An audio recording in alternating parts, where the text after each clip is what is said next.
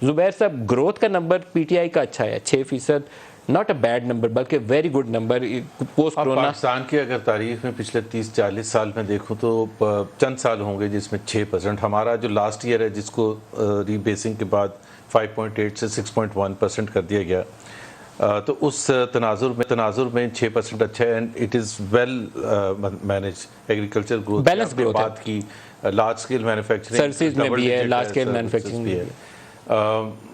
ظاہر سی بات ہے ایکچولی ہماری جو اکانومی ہے، جو آپ نے کہا کہ بہت سے مسائل ہیں، ہماری اکانومی کے مسائل ہوتے ہی ہے کہ 6% گروتھ کسی بھی کنٹری کے لیے بڑی اچھی ہوتی ہے. اینڈ آئی تھنک اس پر مفتاح نے کہا بھی ہے کہ جی ہم اس پر بحث نہیں کریں گے کہ جی نہیں اس کو انکلوسیو نہیں ہے، benefits have not reached all segments of the population, which is true. Consumption based ہے، امپورٹ بیسڈ ہے، وہ سارا صحیح ہے. بٹ گروتھ تو پہلے آئے نا، ویلتھ تو کریٹ ہوئے، پھر اس کے بعد آپ اس کو ریفائن کرتے چلے جائیں and so on. لیکن اگر وہ sustainable who over a period of time.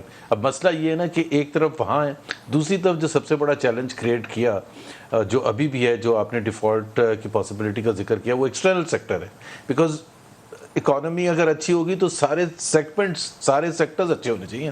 تو ایکسٹرنل سیکٹر اتنا ولنریبل کہ وہ نمبر دیکھ کے ہی کوئی میرا خیال ہے کلاس 4 کا بچہ بھی کہہ سکتا ہے with $10.5 billion we can hardly sustain جو ہماری ری پیمنٹس آگے آ رہی ہیں اس کو مائنس کر دیں. borrowed money 10.5 بھی اپنا نہیں ہے، وہ بھی borrowed UAE سے، سعودی عربیہ سے and so on.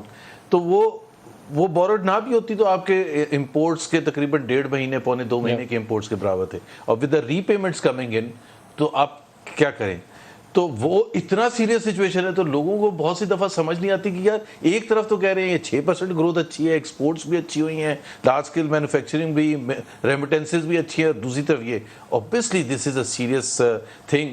I would rather go with a lower GDP growth and a strong external sector کہ تاکہ آپ کی vulnerabilities کے اب اس کو روکنے کے لیے، اس ایکسٹرنل چیز کو روکنے کے لیے آپ کو تھوڑا سا اکانومی کو کھینچنا پڑے گا تاکہ آپ کے امپورٹس کو کم کریں. امپورٹس کو کم کریں گے تو ایک تو ڈائریکٹ افیکٹ ہوتا ہے آپ کے ٹیکس کلیکشن پر، دوسرا آپ کی اکنامک ایکٹیویٹی کم ہونی شروع ہو جاتی ہے. سو جی ڈی پی گروتھ گرنی شروع ہو جائے گی. And that is why 5% target رکھا گیا آئندہ سال کا. رکھا گیا. اب لوگ کویسچن پوچھ رہے ہیں 6% انہوں نے کیا تھا، آپ اگر 5% تو آپ تو اپنی نااہلی شو کریں.